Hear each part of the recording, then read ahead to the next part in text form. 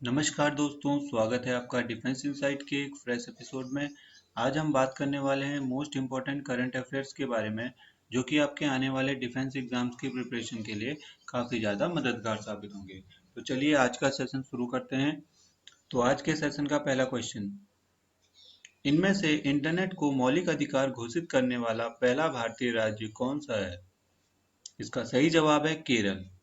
केरल के मुख्यमंत्री पिनारी विजयन ने Bharat electronics limited, RailTel corporation (एसआरआईटी) और एलएस केबल्स के सहयोग से 1500 करोड़ रुपए के केरल फाइबर ऑप्टिक्स नेटवर्क की घोषणा की, जिसमें दिसंबर 2020 तक गरीबों के लिए मुफ्त इंटरनेट प्रदान करने का लक्ष्य है। और इसी के साथ केरल नागरिक के मौलिक अधिकार के रूप में इंटरनेट की घोषणा करने वाला पहला राज्य बन गया। अब चलते हैं दूसरे क्वेश्चन की तरफ। इनमें से कोंडा पोचम्मा परियोजना का उद्घाटन किस राज्य में किया गया था? इसका सही जवाब है तेलंगाना। तेलंगाना के मुख्यमंत्री चंद्रशेखर राव द्वारा 3 परियोजनाओं का उद्घाटन किया गया, जिसमें से एक कोंडा पोचम्मा सागर परियोजना शामिल है और बाकी 2 हैं, जिसमें कालेश्वरम लिफ्ट सिंचाई परियोजना और दूसरी मारकूक पंप हाउस शामिल है। अब चलते हैं तीसरे क्वेश्चन की तरफ। इनमें से भारत के सबसे लंबे एक्सप्रेसवे का नाम बताइए जिसके 2021 तक पूरा होने की संभावना है। इसका सही जवाब है पूर्वांचल एक्सप्रेसवे। पूर्वांचल एक्सप्रेसवे भारत का सबसे लंबा एक्सप्रेसवे उत्तर प्रदेश में साल के अंत तक पूरा होने की संभावना है।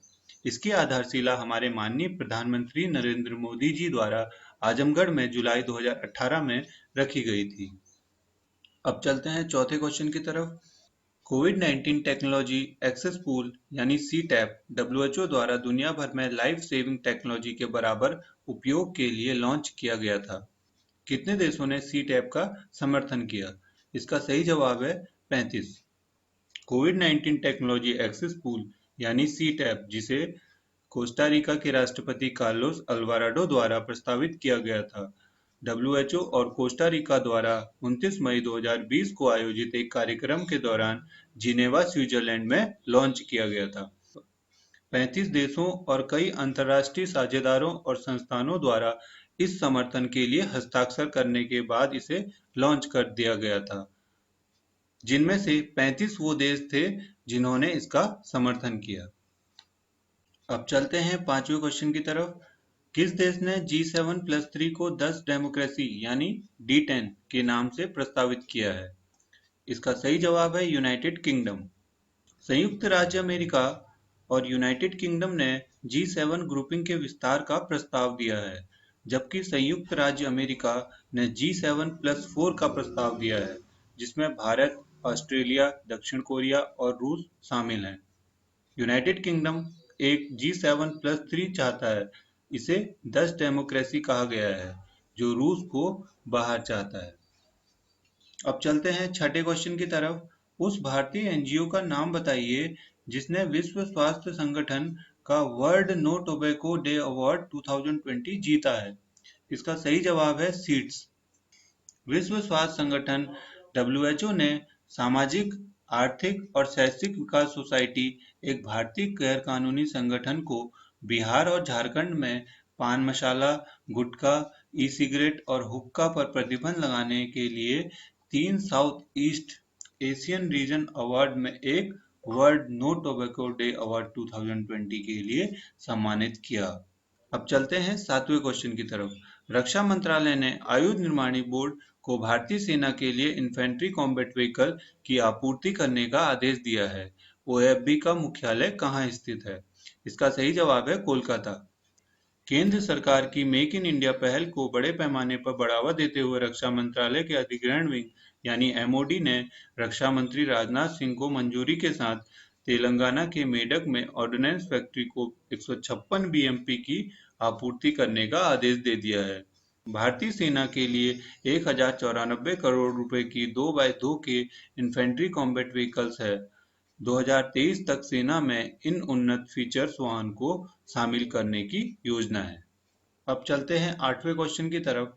उस दुर्लभ सूर्य का नाम बताइए जो asteroid terrestrial effect last alert system में खगोलविदों द्वारा खोजी गई थी। इसका सही जवाब है 2019 LD2। यूनिवर्सिटी ऑफ एस्ट्रोनॉमी और द यूनिवर्सिटी ऑफ हवाई के asteroid terrestrial effect last alert system ने बृहस्पति ट्रोजन के बीच धूमकेतु जैसी पूंछ के साथ 2019 LD2 नामक एक दुर्लभ सूर्य ग्रह की खोज का पता लगाया। अब चलते हैं 90 क्वेश्चन की तरफ। भारतीय पुरातत्व सर्वेक्षण की एक टीम ने किस देश में 1100 साल पुराने अखंड बलुआ पत्थर के शिवलिंग की खोज की है? इसका सही जवाब है वियतनाम।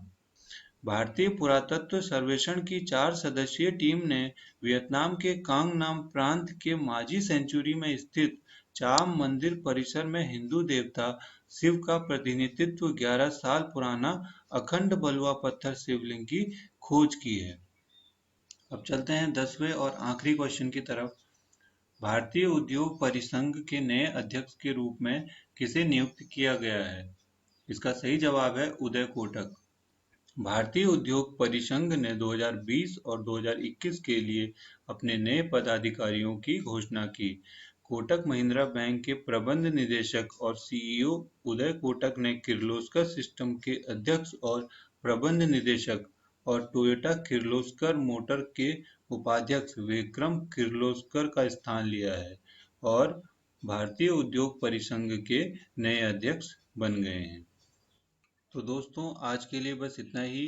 इस वीडियो को लेकर आपका कोई भी सुझाव या सजेशन हो तो प्लीज़ हमें कमेंट बॉक्स सेक्शन में बता सकते हैं।